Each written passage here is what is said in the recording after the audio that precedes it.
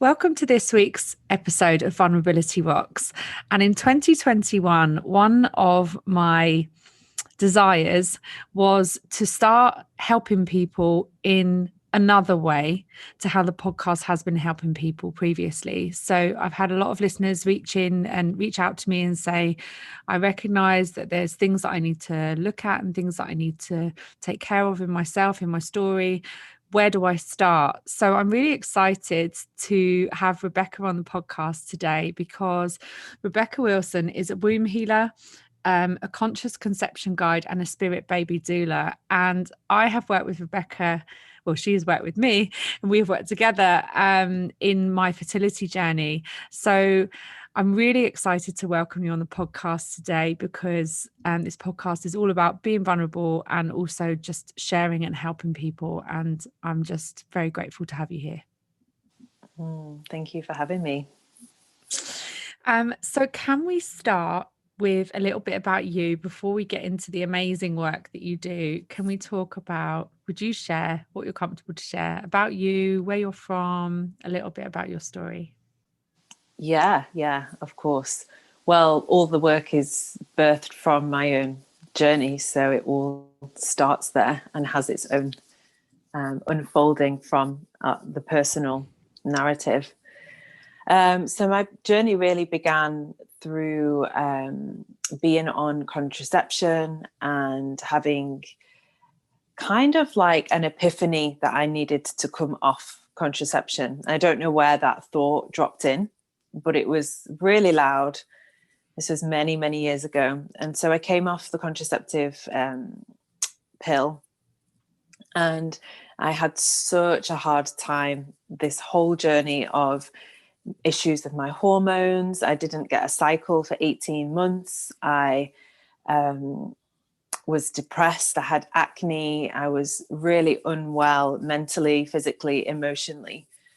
And that really was the catalyst for my journey into my womb health, into my own feminine energy, and into asking questions about why we are offered such things like the contraceptive pill without full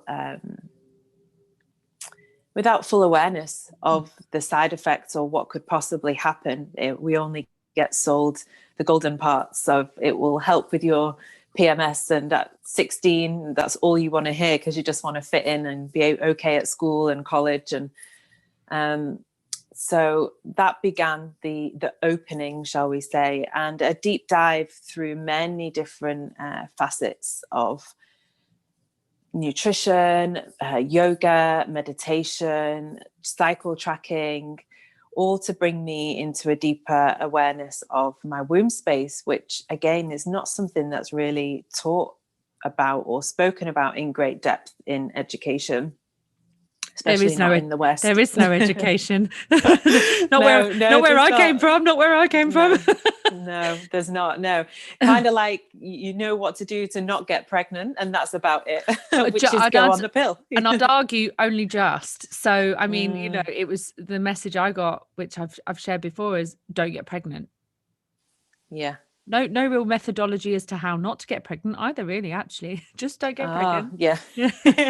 Just don't do it. It's sinful. Don't do it. Just don't get pregnant. Okay, good. Lovely. How? Okay. I've become a nun. Yeah. So it was very much like, this is how to not get pregnant. Do it. So it was take the pill and it will all be okay. I mean, obviously there's still a % there, right, of possibility because nothing is 100%. But the fear of God is placed in us at a young age, and we get told that this pill that we take every day will be the answer to all of our worries. And I guess for a long time it was, whilst I was on it. I was very happy at one point in my journey being on the contraceptive pill. I had the mini pill, so I didn't actually bleed. And I thought it was great because I was just like, great, I'm not bleeding. I can go on holidays whenever I want. I can go on all these nights out. I don't have to worry about what I'm wearing. I felt it was great that I didn't have a menstrual cycle. Yeah.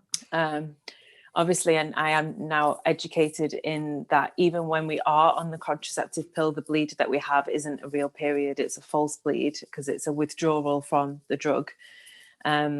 but I didn't have to deal with any of it. So I just thought, this is great. But then this divine thought came in, and I'm so glad I followed it, because this journey unraveled of tracking my cycle. Am I ovulating? Is my health optimum? Am I at my optimum vitality? What food am I eating? How are my hormones? No wonder I feel depressed. No wonder I have anxiety. No wonder I have acne. No wonder I'm craving this or craving that, or I'm tired all the time, because I was hormonally just an absolute kind of chaotic tumble dryer of things going on all the time.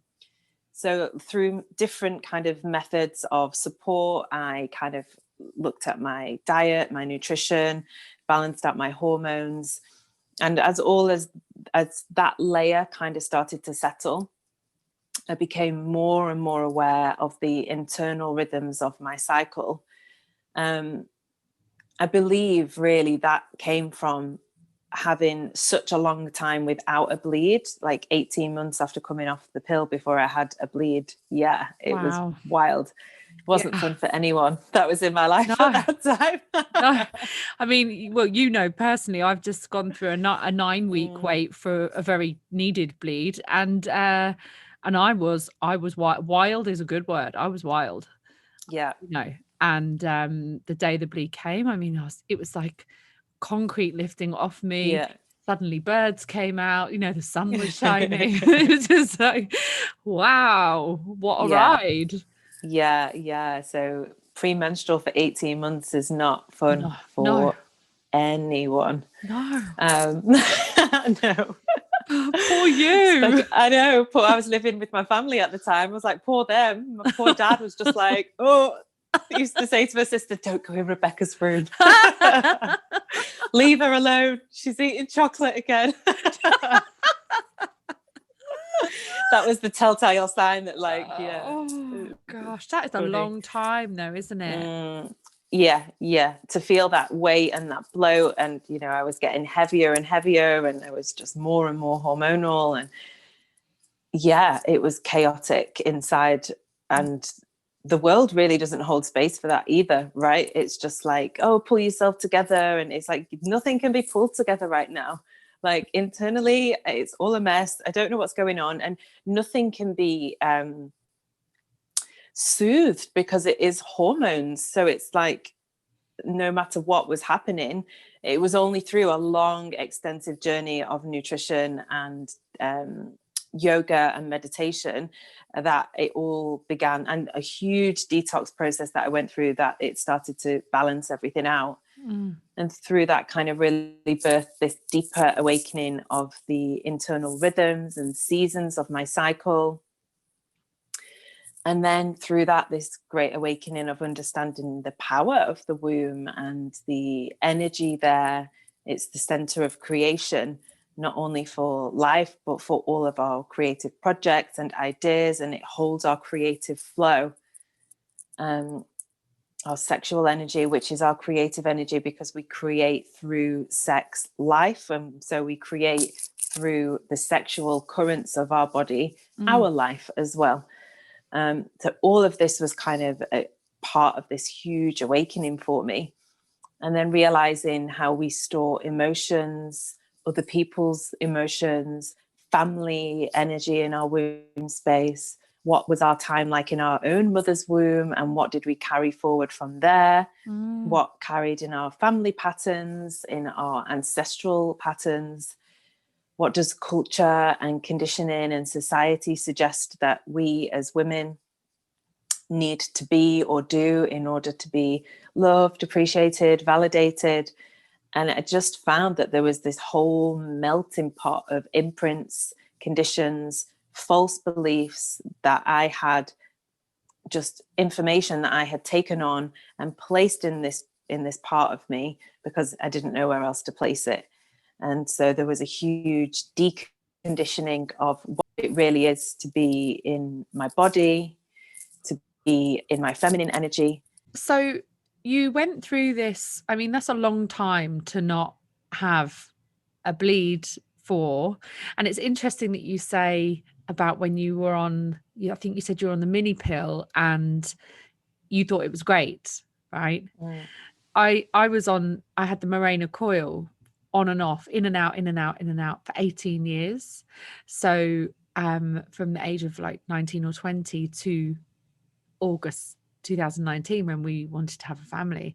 And I remember feeling empowered by the fact that I didn't bleed, because I could operate on this level all the time.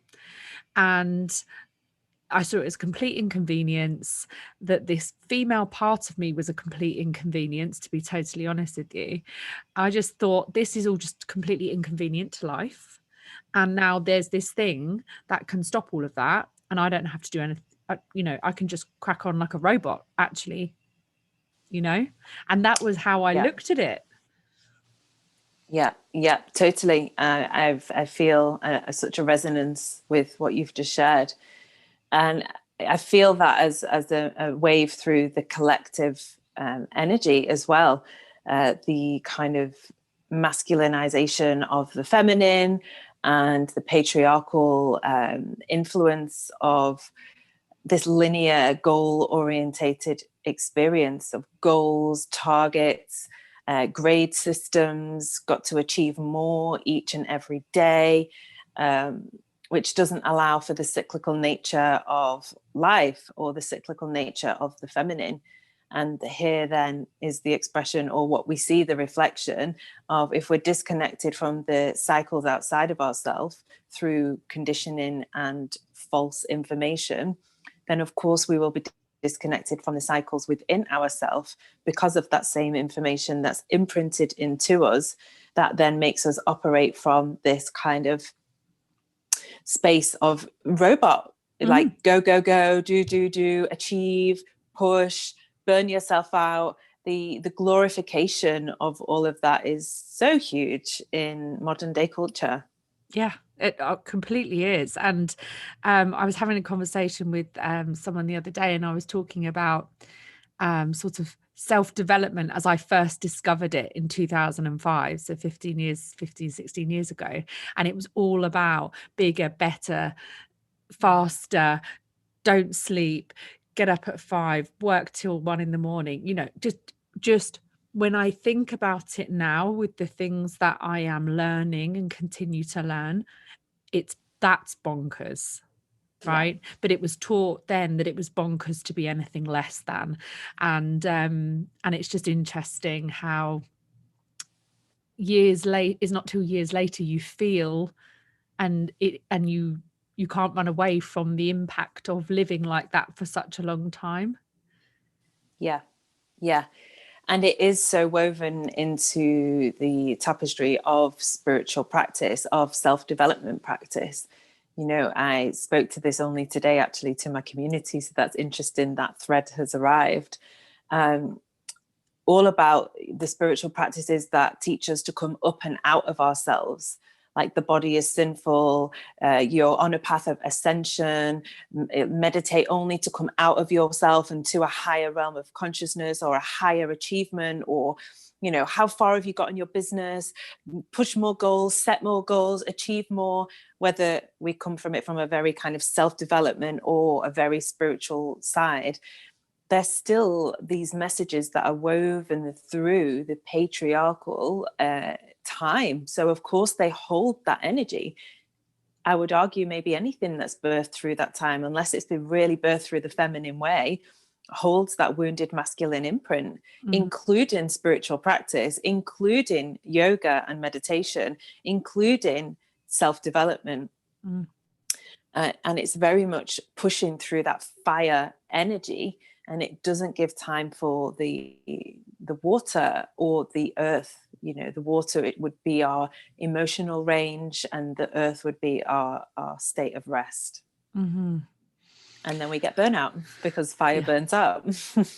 It's just I find everything so fascinating, and I love learning, and I love learning from people like yourself, and being guided by people who have learned a different way to be, rather than this copycat mentality, which often we were taught, if we copy them we'll get what they have. But actually, what they have might not be what we need, and unlearning those lessons is huge. So so tell me, I obviously know firsthand some of the work you do because it's been incredible for me, but please share with the listeners a bit about how people work with you and how you work with them and together, and what that kind of looks like. Yeah. It's an interesting thing to put into words, but I know. we'll journey it. I definitely couldn't do it justice. So this is over to you. Thank you. So I work through practices of embodiment. All my work, we journey in and down into the body. I work psychically, I work distance healing, I work with sound, using alchemy bowls, but also using the toning and sounding of my voice, through many years of practice and many initiations with some great teachers around the world. And I've sat with shamanic teachers all over and taken great deaths and rebirths. I've opened up a lot of gifts of psychic awareness and an ability to almost see, shall we say, but it's not so much like a picture seeing, but through feeling, I see into the body and can see or feel where the distortions are, and through energetic work help to release them. And that might look like a guided meditation, it might look like a yoga nidra, it might look like a shamanic journey into the body, the womb. I may channel sounds or light-coded language, use healing sounds like bowls or chimes. Essentially, it's working with the highest possible light available in that moment through the channel of my awareness. And this vision is the only way I can describe it. This vision that I have accessed to see into and clear through other people's bodies through that awareness and ability to feel what's there. And in terms of, obviously, my experience with you has been very much in my fertility journey, and it makes sense to me now that we store trauma in our womb space, but it wasn't something that I had really considered before. Can you talk and speak to that a little bit so that people can understand why and how it is so? Yeah. So there's a few different threads. One is that we all grew in a womb, regardless of our gender. We all grew in our mother's womb. So we all had a time in a womb. And then if we are born with a womb, we then have our own energetic womb. And we carry the energetics of the womb that we grew in into ourselves. So we can also see this as lineage energy or ancestral. But there's a womb line just as much as there's an ancestral line. So that's one thread. We can carry things forward. So it's like the mother, then the grandmother, then the great-grandmother may all display similar emotional or hormonal imbalances. And it's like, oh, it's in our family. Well, it's wounding that has been passed down and through the womb line, ancestral line. Another aspect or way to see and feel into this is that the womb space in itself is a hollow organ, and her job is to hold until it's time to release. So she holds the womb lining until it's ready to release the bleed. She holds the pregnancy until it's time to release, whether that be through any form of birth, miscarriage, abortion, termination, or full-term birth. It's all birth. And we're even birthing our menstrual, our womb lining in our menstruation is a birthing process. So her job is to hold things until it's time to birth them or release them. And so if there's this void space and all of this information is being given to us, it's not a conscious thought process, but it's like, oh, I'll take that and store it in that storing place. And I'll take that and store that in that storing place. Another layer to this is that the womb itself is a void. It's a space of nothing. It's just this hollow, dark, vast space. And if we are at all uncomfortable with the void, which is nothing, it's a space of nothingness. And most humans are afraid of that because our lives are so full of everything. There's an energetic kind of unconscious part that will go, I need to hold on to all these things and put them in this space so that it's not a void. So there's things there so I don't feel uncomfortable with the space within me, the space around me, the unknown, the uncertainty, the black space of nothingness. Mm-hmm. So depending where we're meeting the energetics, I work with women on various different levels through ancestral healing, lineage healing, clearing energetic imprints and beliefs that they may have carried forward through their family line, but also through culture, but then also taking them into this space of the void, of nothing, and just seeing how long we can rest there, being comfortable in that no thing. Is kind of where we're at right now in the collective, right? We're in a great void. We've been in it for coming up to a year. Yeah. And it's like, how can we be with the uncertainty? How can we be with the void? How can we be with only being able to see the next step in front of us and not need to grasp or pull from outside of us to fill that space with something to make us feel safe? Yeah. Which is challenging. I'm making it sound easy. It's deep. Yeah. Deep work.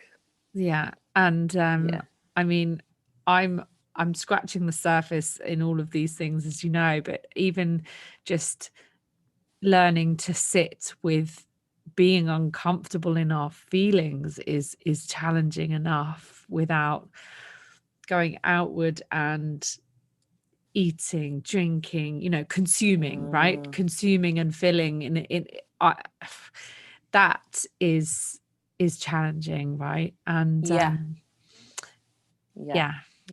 That's the culture, is to consume. That's the cultural imprint. Consume more, then you'll be happy.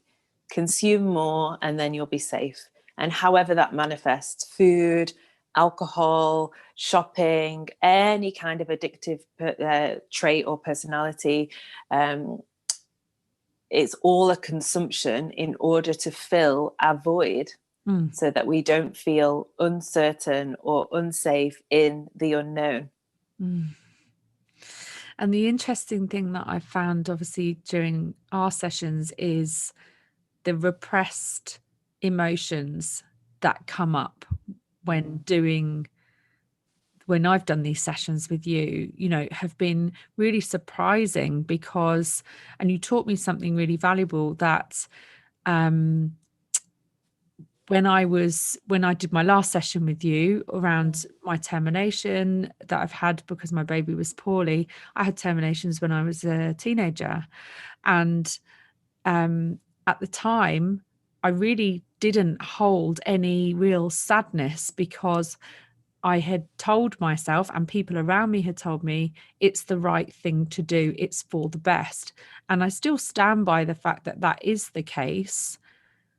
But when I did this last journey with you, so much sadness came up for all of my pregnancies, even the unplanned ones when I was younger, when my life was off the rails and I definitely wasn't in a space to mother. I wasn't in that space. It wasn't right for me. But because I'd given myself that narrative, I was really surprised that all of this grief just arrived. And you really helped me to see that in big moments like that, if we have a narrative that goes over the top, we then say, well, that means that I feel okay then. So we dismiss all of those other feelings and they just get pushed down. And through having a physical procedure that was so incredibly similar. I'm telling you this, listeners, this is what Rebecca has helped me to learn and see for myself. I haven't come to this epiphany on my own, but I've had some help. This lady helped me. So, but it helped, really helped me to unpack all of that in a really loving and safe space that I'm so grateful for you, for helping me. Because when you're younger, on the whole, you don't really get taught to honor your whole self. We get taught a lot of practical things that don't necessarily serve us that well emotionally or spiritually or for our soul or who we are. And yeah, so it was just interesting how that came up, and you helped me to understand that just because something was the right decision doesn't mean that we didn't have a whole array of emotions. And if we don't have the right tools at the time to allow all of that to arrive and coexist in that time, yes, this is the right thing. No, I'm not ready to be a mother, but this is actually really tough and really sad and quite traumatic on whatever level for me, then it comes back at some point. Right. And that's definitely what happened for me, having this procedure, this surgical procedure suddenly opened up stuff from 20 years ago, and I felt it for the very first time. And so I'm learning an awful lot from you in a really safe space, which I'm just so grateful for. Yeah. And it is that because there's such a separation in all life experience. So the separation in this particular space is that it was for the best, so everything's okay. And so we separate or disassociate in that trauma away from everything or out of everything that isn't for the best, what the mind perceives as the best.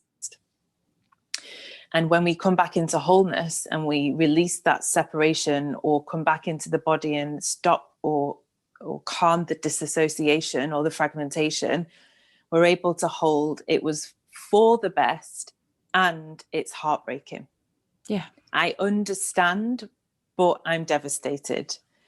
I feel like that is the right decision for my life path, and my heart is breaking. Yeah. It can be both. And that's when we learn to hold everything in that field of loving awareness. Yeah. Rather than separating. But of course, we go into that separation because we're in disassociation, because we're in trauma. And the body does that, the soul, the psyche, the energy does that separation and disassociation to feel safe, because it feels like it's too dangerous to stay in the body at the initial point of trauma and feel it all, because it feels like it will die. Yeah. If I stay in my body in this moment of pain, I will die. That is the unconscious thought. And a lot of the time, most people stay out the body for the rest of their life, disassociated, separated, fragmented, distorted, because when those parts come back, it also feels like we're dying. Yeah. And we are. It's not a physical death and the release of our soul from this physical body to a different plane. It's a death of all of the stories that we told ourselves. It's a death of all of the beliefs that we've carried.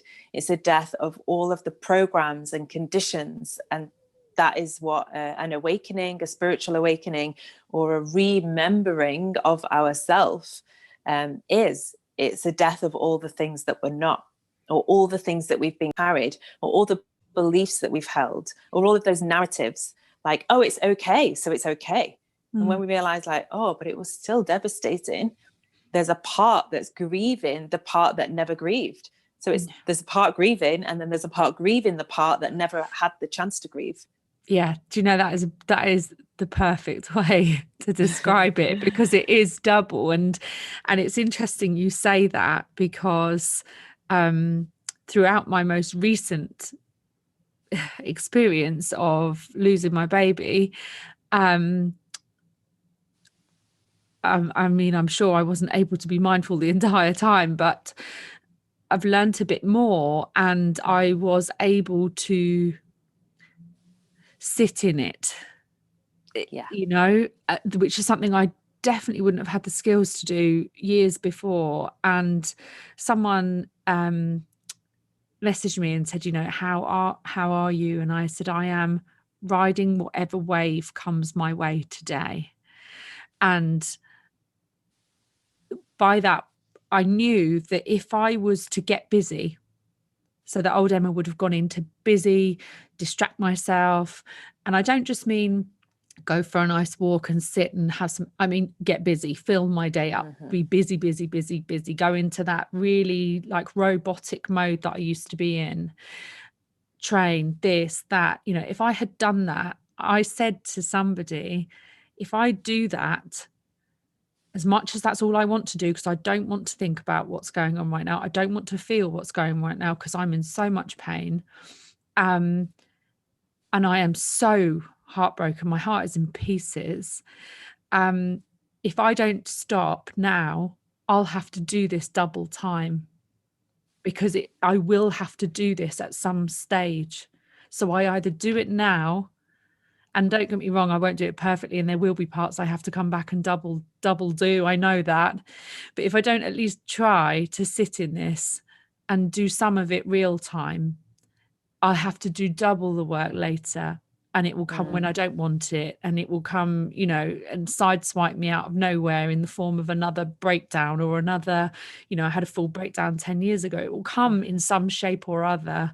I don't know what it will be.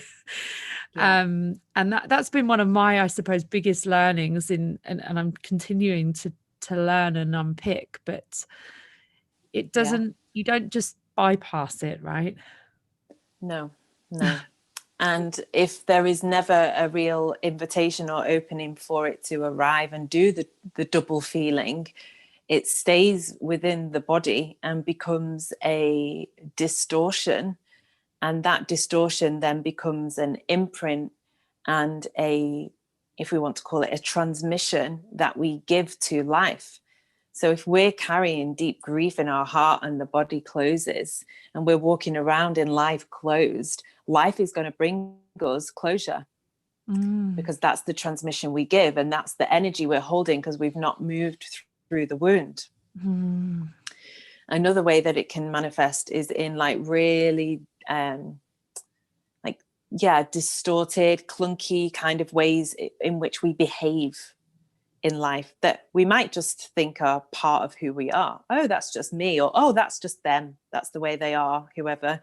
And it's like, well, actually there's a distorted, clunky kind of lack of awareness or lack of empathy or lack of emotional intelligence around how we show up in our life to ourselves and within our relationships, in all relational dynamics.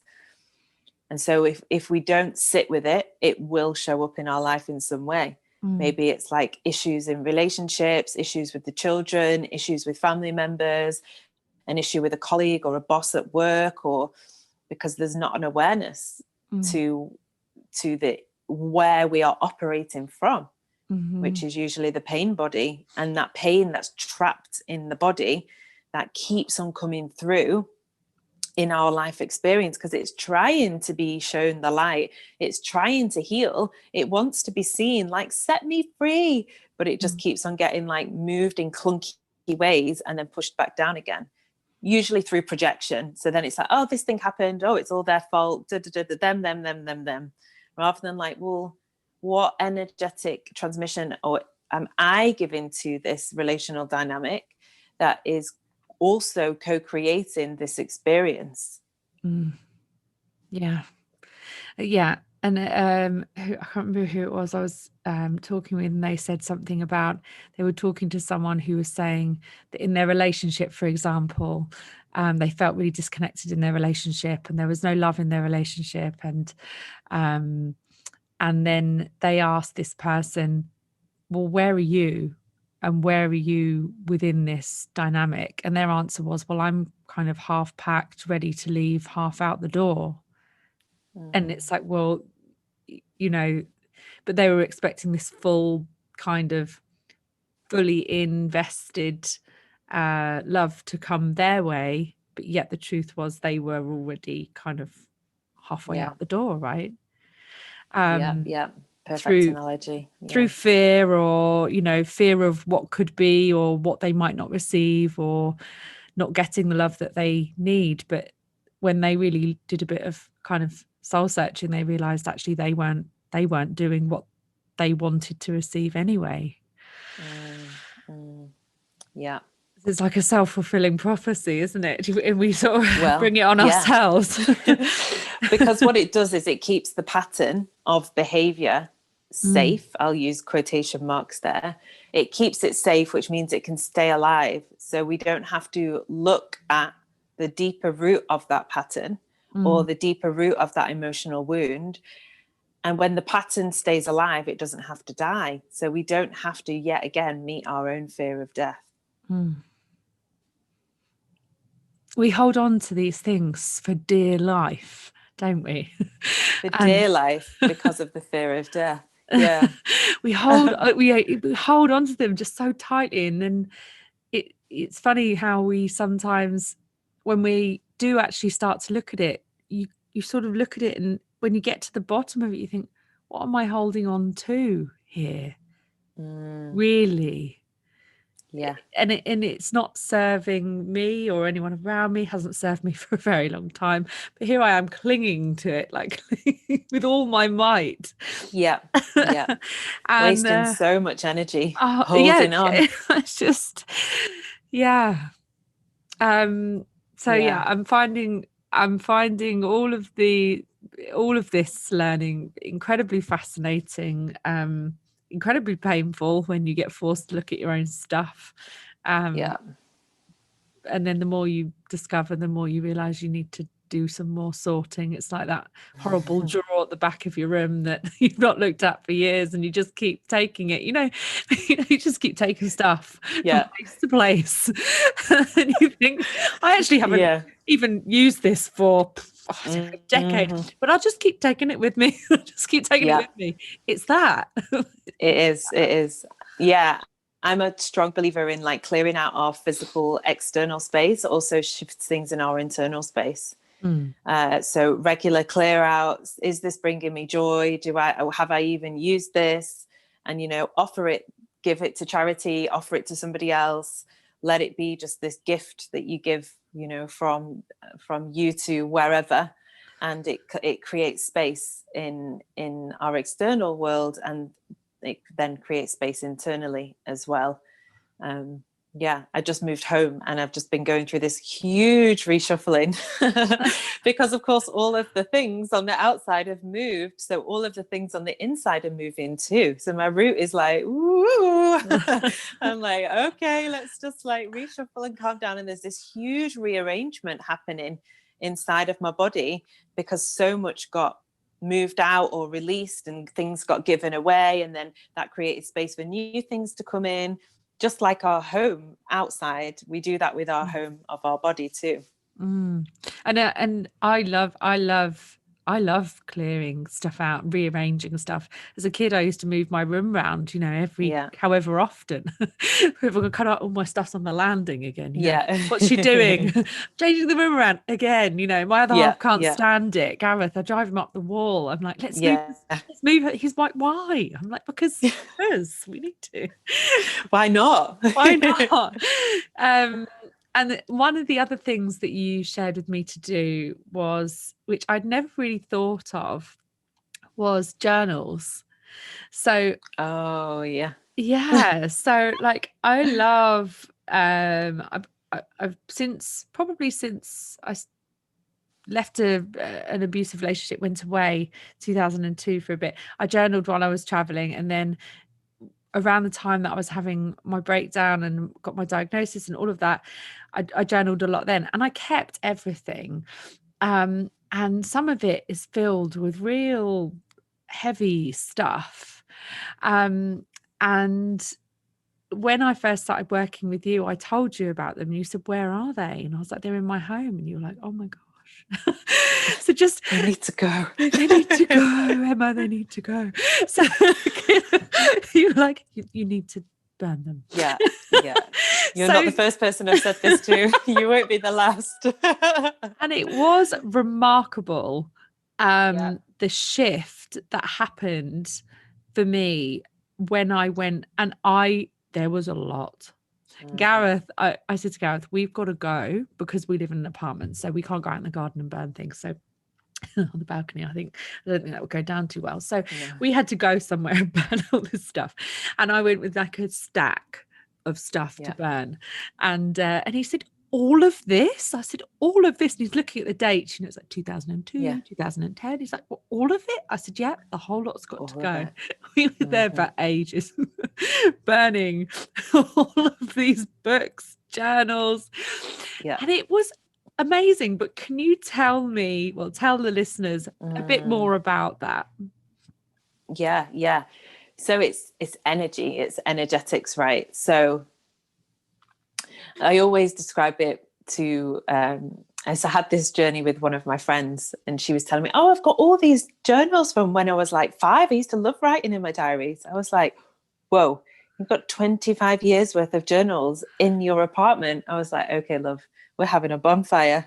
And she's like, why? And I was like, well, imagine it's like all processing. And obviously I'm not speaking to like visions or ideas. So always have separate journals for that kind of thing. But years of like therapy in a journal, processing work, releasing pain, writing down aha moments about wounds and patterns. Imagine that was a sickness inside of you and you threw it up in a bucket. Would you keep the bucket for 25 years of sick? And she was like, I was like, it's a strong visualization, but I needed to get like in there with it. She's like, well, no. And I was like, well, what are you doing then? She was like, oh my God. Oh my God. And on her 30th birthday, she burnt them all. And she was like, I'm free. And I was like, yeah, you are. So it's like the energetics of it all. And it's interesting when we hold on to things, right? It's like, I've let a little bit out, but I still want to keep it. Well, I've let it out of my body, but I'll just store it on the bookshelf for another year or another 10 years because we're not quite ready to let go. And that's okay if that's where we are and we have to purge it on the paper and then keep the book for a few years. I mean, as soon as I journal, I burn it straight away because I'm like, none of this in my field, thank you. But I'm okay with letting go. It's been a journey, guys. And so it's on the shelf or whatever, but you'll look at the things differently now. Everyone who listens to this will be having bonfire. You're going to be setting off like a massive bonfire party for so many people. Be responsible. Please. Please responsible burning, please. And if you live in an apartment block like me, do not burn it on the balcony. Please go elsewhere. No. But but it was incredibly freeing to do that. And I just hadn't even given it a second thought because also I know especially during last year, a lot of people have started journaling. And so there's a lot of sort of pain purging going onto paper. So if you're listening to this and you've just done a lot of that through 2020, which I imagine a lot of people have, if you feel that you don't need to keep going over it, maybe it's time to have bonfire party. COVID bonfire party. Can we do that? Maybe it's a good idea. Yeah. And it creates just like when we release it onto the page, we feel like somewhat free. It's creating another wave of space because we are removing it from our field. Most of the time we'll store those journals in our home spaces. So just like we referred to before, like the body being a home and our home space being a home, it's like still storing it somewhere. It's almost like just moving it. Oh, it was stored in my shoulder. Now I've moved it to my hip. It's like, oh, well, it was stored in me and now I'll just store it in that little corner where all of the stuff goes. And it still lives within your field, like everything within your home space. It is imprinting you, is coming into your energetic field and your awareness. It's just things that you just don't even consider. things you don't know are things, which become things. Yeah. So tell us where we can find you. And I know obviously with COVID there's lots of restrictions, but I know that you normally do retreats and things like this. So tell us a bit about what you do normally and also with COVID in mind. Yeah. So I work online always. So I hold individual sessions. I also hold group journeys. They're like online immersions, which usually last for around 6 weeks. I work with conscious conception and working with the womb. And when we're out of the COVID restrictions, I do hold in-person retreats, usually in the UK or in Portugal. But during this time, most, if not all of the work is transferred online. And there's been a real beautiful opening with that I've been able to support and touch lives across the whole of the planet. So what a blessing to come out of this quite challenging experience that we find ourselves in the collective way. So I have my website, which is rebecca-wilson.com, and my Instagram, which is Rebecca_Wilson_. And I share pieces on there most days, and there's different links for different offerings and some meditations. And we just join and arrive wherever you arrive into that space. And it's a journey. It certainly is. And I'm just very, very grateful you're part of mine, and you will continue to be part of mine. So go check her out, guys. All of the handles will be in the show notes. And from me to you, thank you for your time today and your energy in this space. And I know that there's going to be lots of bonfires like this week. Burn it. Burn Burn it all. Release, burn it all. let it go. So thank you very much. Oh, thanks, love.